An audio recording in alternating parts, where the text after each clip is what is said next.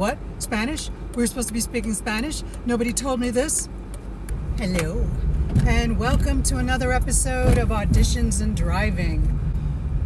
Well, this was a weird one. So this was a commercial audition that I'm leaving just now at a facility I've gone to over and over and over and over again for the last 20 some odd years. But what was different about this one this time was that my manager got me this audition, not my commercial agent.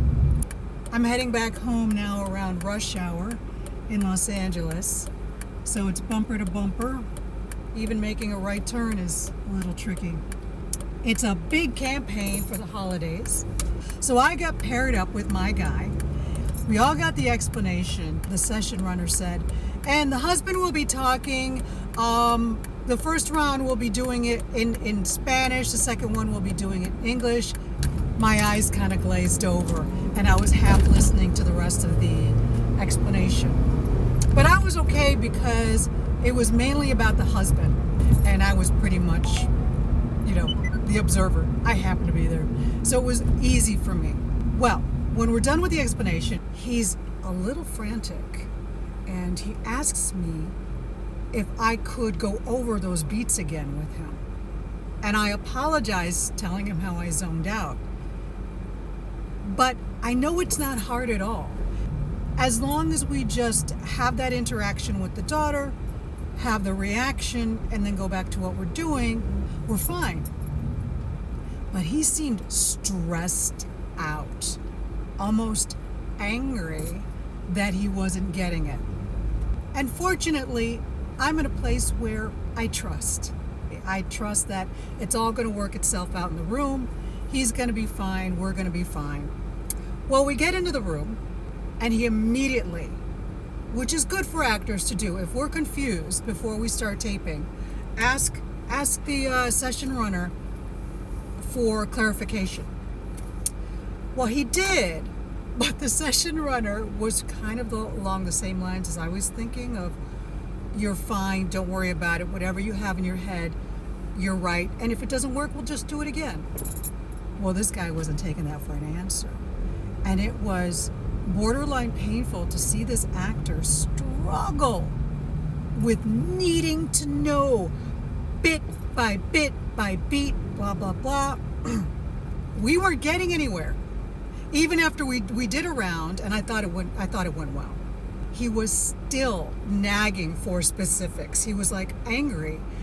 And then the casting director came from outside into the room to join the session director. And I'm like, uh-oh. But they were very patient and more observant than anything else. I'm sure they came into the room wondering, what's the problem? But they didn't say anything. They were very patient. And my husband was talking it out. And even when they encouraged him to just do it again, he was like angry. You know that feeling you get when you imagine you've got a bowl of popcorn and you're just watching the chaos? That's what I was watching. And it was weird because we're about the same age. He claimed he had been doing this for 17 years and then apologizing because it's never happened to him before in over 17 years. And like, I wanted to say, hey, we all have those days, but I wouldn't go that far. He kept pushing. He was fighting the whole way. When we left the room, I was still positive, and I said to him, you're going to get a call back. I said, because of how you felt, I said, you're going to get a call back. He didn't want to hear it. But sometimes that's what happens. You do what you think is a really shitty audition. My only worry is that casting is going to throw out our tape. Baby with the bathwater, maybe they wouldn't be able to trust him on set. So they may not forward our tape. I don't know. Hopefully not. The lesson for me through all of this is, okay, I can't do videos in the car during the summertime apparently because the phone just heats up like that. Anyway, my whole point was that this is a big lesson in how important improvisation is for commercial auditions or just doing commercials. because you have to be okay with living in the unknown. If you're not, if you're an actor that cannot work without a script because it's scary, because you need to be in control, then commercials are not for you. I really felt for the guy.